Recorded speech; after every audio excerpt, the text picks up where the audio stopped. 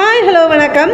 குழந்தைகளின் எதிர்காலத்துக்கு அரசாங்கம் பலவிதமான சேமிப்பு மற்றும் முதலீட்டு திட்டங்களை செயல்பாட்டில் வைத்துள்ளது.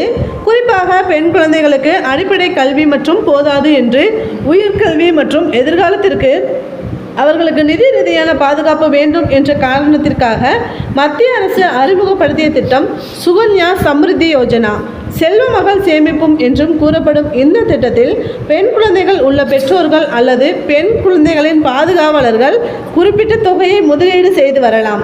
சுகன்யா சம்ரித்தி யோஜனா கணக்கில் டெபாசிட் செய்யப்பட்ட தொகையின் மீது வருடாந்திர அடிப்படையில் கூட்டும் வட்டியானது அதன் தொடக்கத்தில் இருந்து 21 வருடங்கள் முதிர்ச்சி அடைகிறது.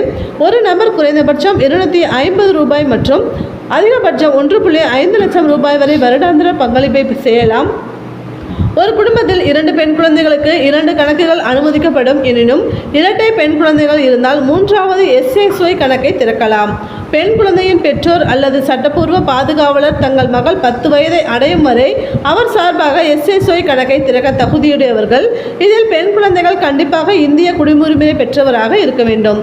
சுகன்யா சம்ரித்தி யோஜனா என்பது அரசாங்கம் வழங்கும் ஒரு திட்டம் என்பதால் உங்கள் சேமிப்புக்கு எந்தவித பாதிப்பும் இருக்காது. அது மட்டும் இல்லாமல் நீங்கள் செலுத்திய தொகைக்கு உத்தரவாதமான வட்டி வருமானம் கிடைக்கும். பிக்ஸட் டெபாசிட், ரெக்கரிங் டெபாசிட் என்று சேமிப்பு திட்டங்களுக்கு இல்லாத அளவுக்கு இந்த திட்டத்தில் 8.2% வட்டி வழங்கப்படுகிறது. சுகன்யா சம்ரித்தி யோஜனா திட்டத்தில் நீங்கள் சேமிப்பும் தொகைக்கும் அதிகபட்சமாக ஆண்டுக்கு 1,50,000 வரை வருமான வரி சட்டப்பிரிவு 80C கீழ் வரி விலக்கு பெற்றுக்கொள்ளலாம்.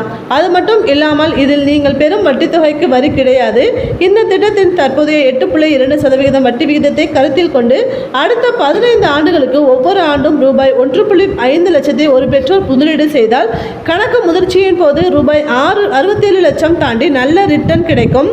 போஸ்ட் ஆபீஸ் மற்றும் அரசு வங்கிகளில் இந்த திட்டத்தை தொடங்கலாம்.